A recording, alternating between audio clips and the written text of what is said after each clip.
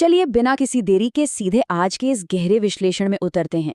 आज हम एक बेहद ही दिलचस्प और थोड़ी अंडररेटेड 2026 की थ्रिलर फिल्म का पर्दाफाश करने वाले हैं। इसका नाम है ओ बटरफ्लाई।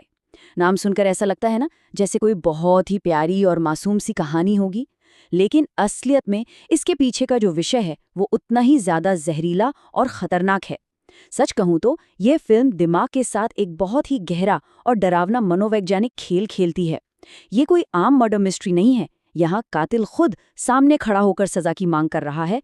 तो आइए इस जटिल कहानी की हर एक परत को खोलते हैं और देखते हैं कि इसके अंदर आखिर क्या रहस्य छिपा है। अब इस पूरी कहानी को समझने के लिए सबसे पहले इसके बुनियादी सिद्धांत को समझना होगा, जिसे बटरफ्लाई इफेक्ट कहा जाता है।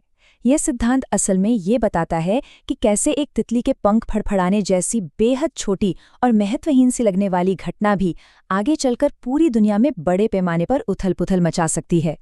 इस कंसेप्ट को दिमाग में रखना बहुत ज़रूरी है, क्योंकि फिल्म की पूरी नींव ही इस बात पर टिकी है कि कैसे हमारी छोटी-छोटी हरकतों के परिणाम इतने विशाल और भयानक हो सकते हैं, जिनकी हम कभी कल्पना भी नहीं कर सकते। जरा इन दो अलग अलग पैमानों की तुलना करके देखिए, ये वाकई दिमाग घुमा देने वाला है। एक तरफ हमारे पास इतिहास का सबसे खौफनाक उदाहरण है। क्या कोई सोच सकता है कि महज एक मिस हुई फोन कॉल और एक ड्राइवर के गलत रास्ते पर गाड़ी मोड़ने जैसी दो छोटी घटनाओं ने इतिहास की दिशा ही बदल दी? नतीजा हिटलर का उदय, प्रथम और द्वितीय विश्व युद्ध और 10 करोड़ से ज्यादा लोगों की दर्दनाक मौत।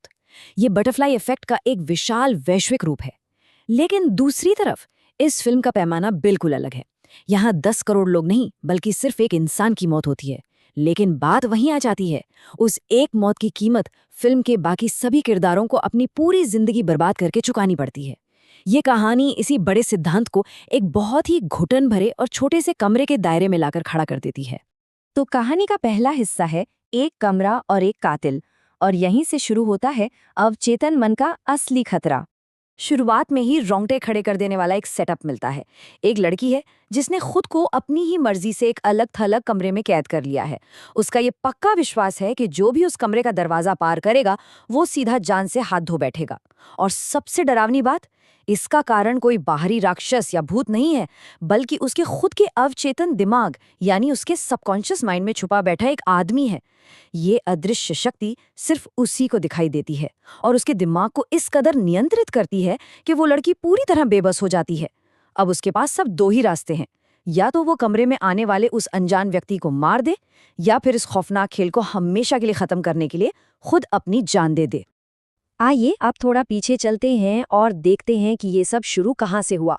हमारा दूसरा पड़ाव है रहस्यों से भरा पहाड़ी घर और एक अजीब छुट्टियां। अब जरा इस अजीब से जोड़े की गतिशीलता पर नजर डालते हैं। ये लोग छुट्टियां मनाने आए हैं, लेकिन इनका रिश्ता पूरी तरह से खोखला है। एक तरफ पति महोदय हैं, जिनका पूरा का पूरा ध्यान सिर्फ अपनी खोई हुई नौकरी वापस पाने और पैसे बनाने पर अटका है। अपनी पत्नी में उन्हें रत्ती भर भी दिलचस्पी नहीं है।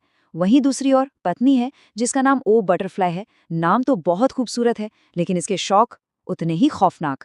वो घर में तितलियों का प्रजनन करती है, उन्हें पाल पोस कर बड़ा करती है और फिर उन्हें मार डालती है। सोचिए, इन दोनों के बीच का ये जहरीला और घुटन भरा समीकरण ही आने वाले बड़े तूफान की असली वजह बनता है। महज 15 दिन एक तितली का औसत जीवन काल होता है। ये सिर्फ कोई रैंडम फैक्ट नहीं है, बल्कि ये इस बात को और गहराई से उभारता है कि उस पत्नी का वो शौक असल में कितना डरावना और परेशान करने वाला है। एक ऐसा जीव जिसकी जिंदगी पहले से ही सिर्फ 2 हफ्तों की है, उसे पैदा करके खुद अपने हाथों से मार डालना, ये उस किरदार की बहुत ही डार्क और हिंसक मानसिकता को दर्शाता है।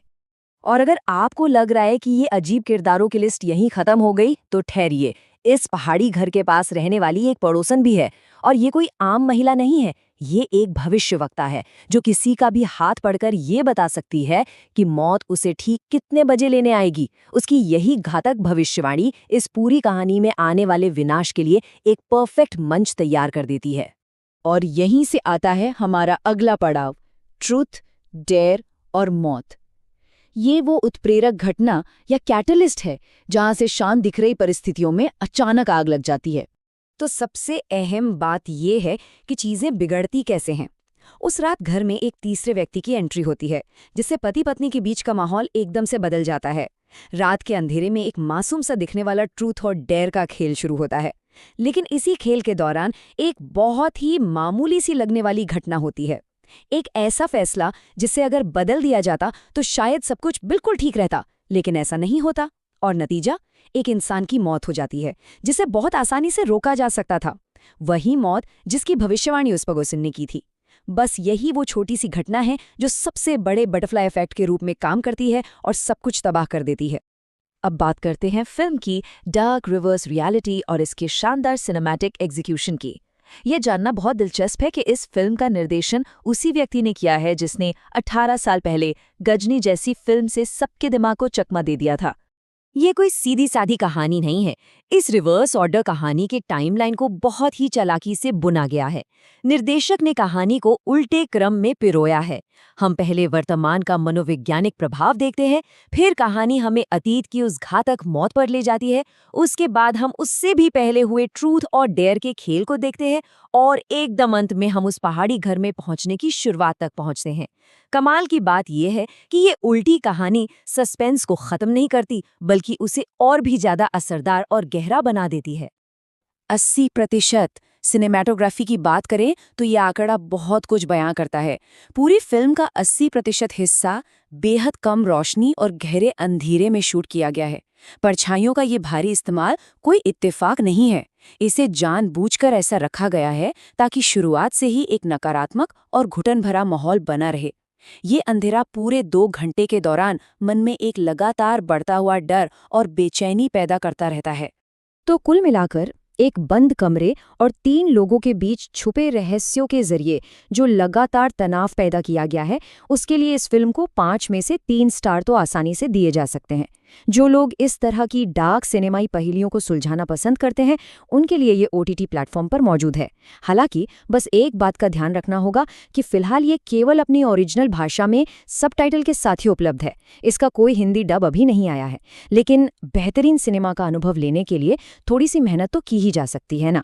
और अब इस विश्लेषण के अंत में एक बहुत ही गहरा सवाल छोड़कर जा रहे हैं। आज लिया गया कौन सा छोटा, महत्वहीन सा दिखने वाला फैसला कल की पूरी सच्चाई को बदल कर रख देगा?